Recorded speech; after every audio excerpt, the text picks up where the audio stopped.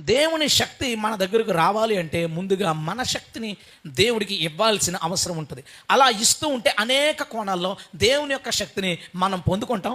పొందుకుని అనేక కార్యాలు ఈ లోకం ఎదుట, మన కుటుంబాలు ఎదుట, మన జీవితంలో మనం చూడడానికి అవకాశం ఉంటుంది. హల్లెలూయా.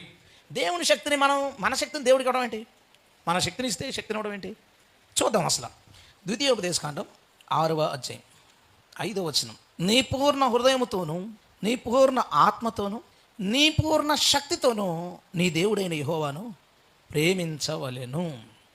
మనం ఏం చేయాలంట? పూర్ణమైన ఆత్మతోనూ, పూర్ణమైన హృదయముతోనూ, మూడోది ఏం చెప్పాడు? పూర్ణమైన శక్తితోనూ మనం దేవుణ్ణి ప్రేమించాలి. ఎప్పుడు మనం మన హార్ట్తో పాటు మనసులో ఉంటే చాలు. మనసులో ఉన్నాను, మనసులో నమ్ముకున్నాను, అదే కాదట. ఇంకేం కావాలంట? మన శక్తి కూడా. మనకున్న పూర్ణ శక్తితో ఎప్పుడైతే దేవుణ్ణి ప్రేమిస్తామో అందులో సందేహం లేదు, ఆయన శక్తి మన దగ్గరికి వస్తుంది.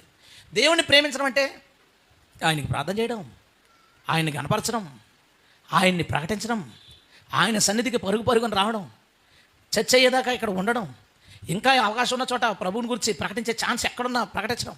ఓపిక లేదని అనకుండా, మొన్న ఒక 80 సంవత్సరాలు ఒక పాస్టర్ గారు వాక్యం చెప్తున్నారు. నేను ఆ స్టేజ్ మీద ఉన్నాను. నేను ఆలోచిస్తున్నాను, అసలు ఈ ఏజ్కి మనం మంచం మీద ఉంటామా? అసలు ఏజ్ దాకా ఉంటామా? ఉంటే కనుక మంచం మీద ఉంటాం. ఆయన అన్నాడు, దేవుని మాటలు వింటుండగా, దేవుడు చేసిన కార్యాలను తలుచుకుంటుండగా అసలు రాకుండా ఎలా ఉంటానండి, చర్చికి ప్రసంగించకుండా ఎలా ఉండగలుగుతాను అని నాకున్న ఓపికతో ఇప్పుడు నేను అరగంటే నిలబడగలుగుతున్నాను. ఎందుకంటే అరగంటే నేను మాట్లాడతాను, నాకున్న శక్తి అంతా కూడగట్టుకుంటే అంతే నేను చేయగలను అన్నాడు. తనకున్న పూర్ణ శక్తితో ఆయన ప్రభువుని ప్రేమిస్తున్నాడు, సేవిస్తున్నాడు. దేవునికి స్తోత్రం. ఆయనతో భోజనం చేసేటప్పుడు ఆయన అడిగాను, ఏంటంటే ఇక్కడ పరిచర్య ఎలాగా ఏంటంటే, ఆయన చెప్తున్నాడు మిరాకిల్స్. వాళ్ళు చచ్చి మెంబర్ ఉండగా అంటున్నాడు. అటు ఒక ఆవిడ ఉంది, వాళ్ళ హస్బెండ్ చచ్చిపోయాడంటే, హాస్పిటల్లో చచ్చిపోయాడంటే డిక్లేర్ చేశారు.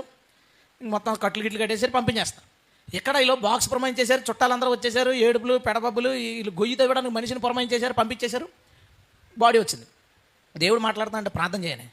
బాడీ రాగానే ప్రార్థన చేస్తే దాని మీద లేచి కూర్చున్నాడంట. బుర్రపోయింది.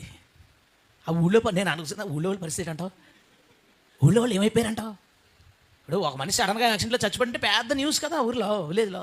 అందరూ అతను బాడీ వస్తుంటే అందరూ చూడడానికి వస్తారు. ఎవరికాడు ఏమో ఇంటికి పోయి ఎరా వచ్చేవే కపెట్టి దాకా లేకపోయావంటే ఏం చెప్తారు ఇంటి దగ్గర వాళ్ళకి?